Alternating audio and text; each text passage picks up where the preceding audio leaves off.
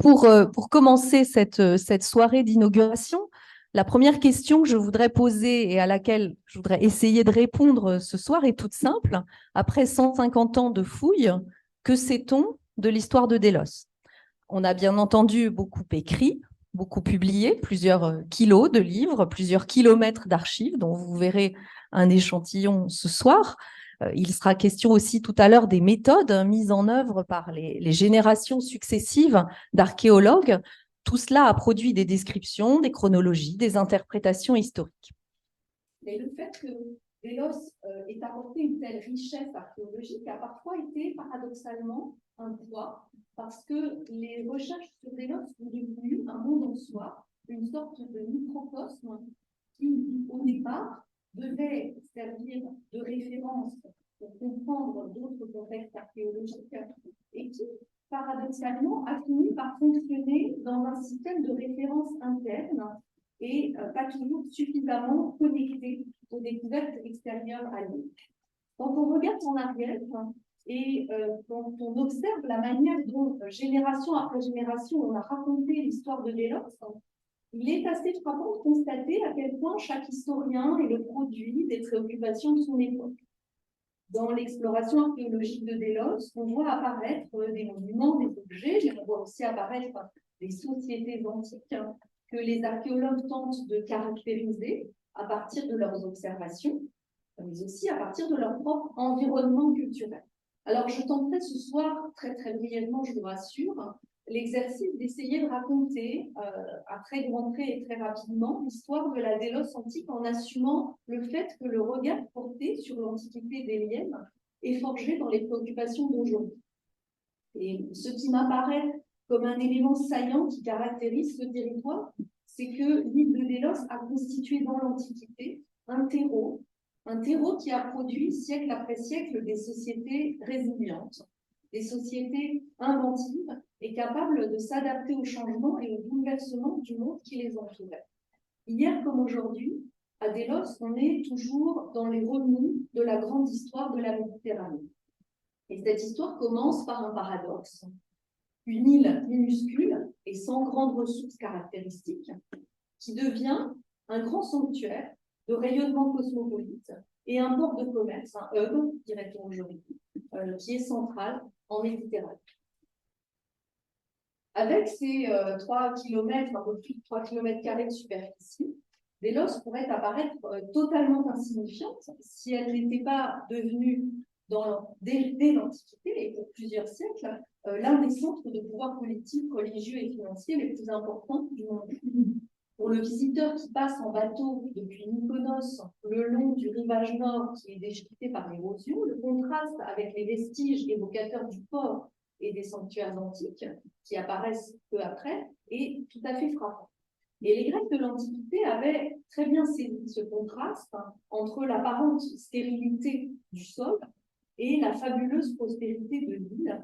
Il l'exprimait par un mythe qui est un langage qui rend compte de ce paradoxe, et c'est ce que raconte la légende, le récit légendaire de l'histoire de Délos. C'est parce que Délos a accepté de prendre le risque d'accueillir la déesse Leto enceinte des jumeaux de Zeus, c'est-à-dire Apollon et Artémis, en prenant donc le risque de fâcher Héra, l'épouse légitime de Zeus. Pour cette raison que Délos est devenu béni des dieux et riche, donc vivant à l'inverse des principes fondateurs de la cité grecque, puisque Délos nourrissait ses habitants par le bras d'autrui, comme le raconte la légende. Et dans le récit légendaire, la naissance des jumeaux produit aussitôt le miracle annoncé. Délos tout entière se couvre d'or. Et de fait, le grand sanctuaire d'Apollon, qui s'est développé dans l'île, constitue le cœur du système. Tous les domaines d'activité de la vie délienne en dépendent, quelles que soient les évolutions qui se manifestent au fil des siècles, depuis les premiers aménagements connus dans l'île au 8e siècle avant notre ère, jusqu'à son abandon progressif au cours du 6e siècle de notre ère. Alors, la population délienne qui est installée dans l'île vit à côté du sanctuaire et en tire son prestige et sa prospérité. C'est une situation de cohabitation qui n'est pas facile, puisque ce territoire exigu doit pourvoir à la fois aux activités économiques de la population locale et à la fréquentation du grand sanctuaire. On pense aujourd'hui à la situation de Mykonos de nos jours, par exemple. Donc, il fallait trouver des solutions.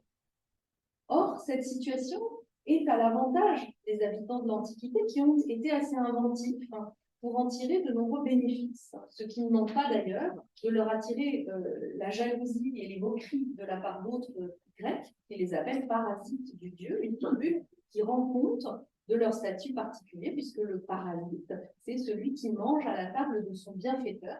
Et en effet, le dieu Apollon est une divinité qui nourrit effectivement les déliens de diverses manières.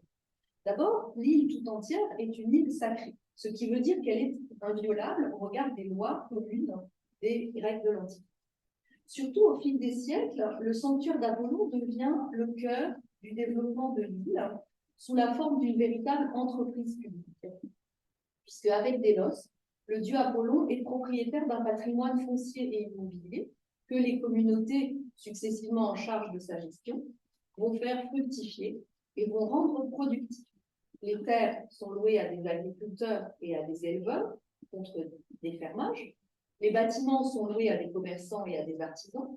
Des taxes sont perçues sur l'utilisation des infrastructures. Et tout cela produit un capital qui est un capital monnayé qui devient pour partie un capital bancaire proposant des prêts à intérêt qui à la fois alimentent la caisse et permettent aussi aux emprunteurs de faire à de leur côté des investissements productifs.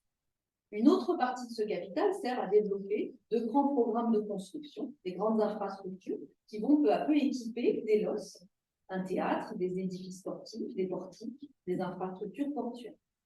Et puis la célébrité du sanctuaire au fil des siècles attire aussi les dons de la part des puissants du monde méditerranéen qui viennent ajouter encore du potentiel supplémentaire à cette richesse monnaie. Donc, avec la sacralisation du territoire, Délos a inventé, en quelque sorte, et tout à la fois, le domaine public et la dynamique d'entreprise. Tout au long de son histoire, cette communauté des habitants de Délos profite de la richesse du sanctuaire, tout comme elle profite de l'inviolabilité du territoire sacré, en vivant donc plutôt à l'abri des difficultés économiques qu'éprouvent plus souvent les cités ordinaires de l'Antiquité. Pourtant, ces habitants de Délos ne vivent pas pour autant dans une bulle hors de leur monde contemporain. Celles et ceux qui, siècle après siècle, et jusqu'à l'époque byzantine, ont vécu dans l'île de Délos, ont été les observateurs et souvent les victimes, ou du moins les sujets, de bouleversements qui étaient considérables. D'abord, des changements de pouvoir et de domination. Puisque Délos n'avait pas de force militaire à sa disposition, elle ne pouvait pas être en position de force sur le plan politique ni sur le plan économique. Alors, comment être un centre quand on ne peut pas être un empire? C'est bien la question qu'ont dû se poser les générations successives de Délos qui discutaient dans leurs assemblées officielles ou qui discutaient sur les places et les rues de la ville.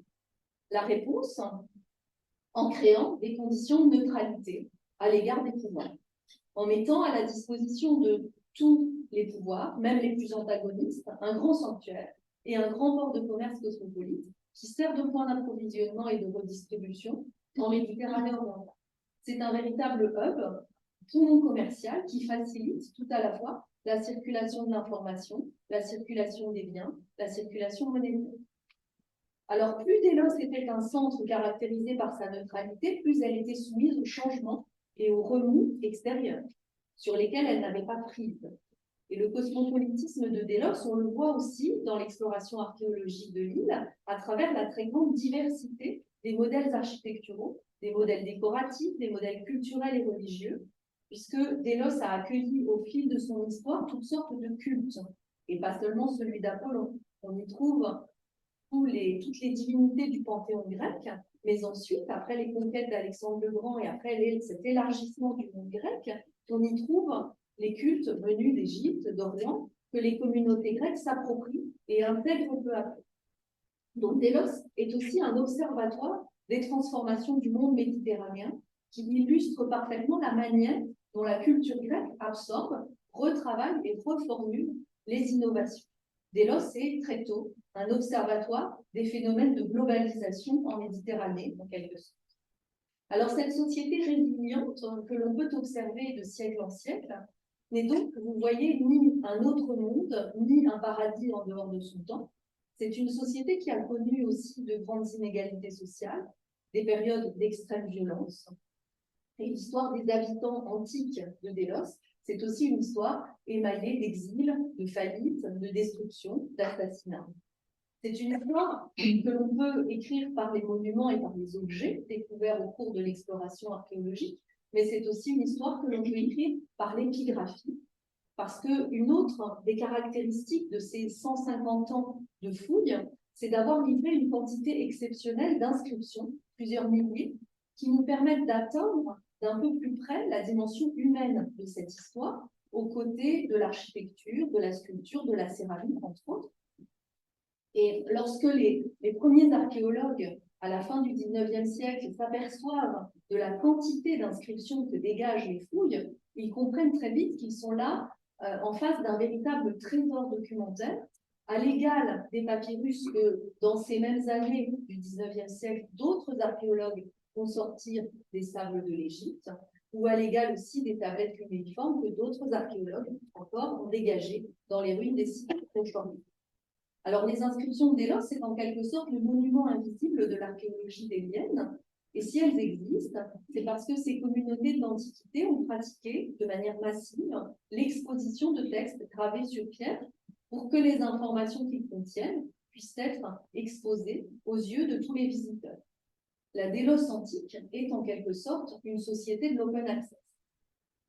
Alors, c'est cette histoire de résilience, d'inventivité et d'adaptation sur le temps long que 150 ans de fouilles à Délos permettent de comprendre, avec l'idée que derrière les référentiels que l'on crée à partir des vestiges et des objets, on atteint les sociétés et les personnes.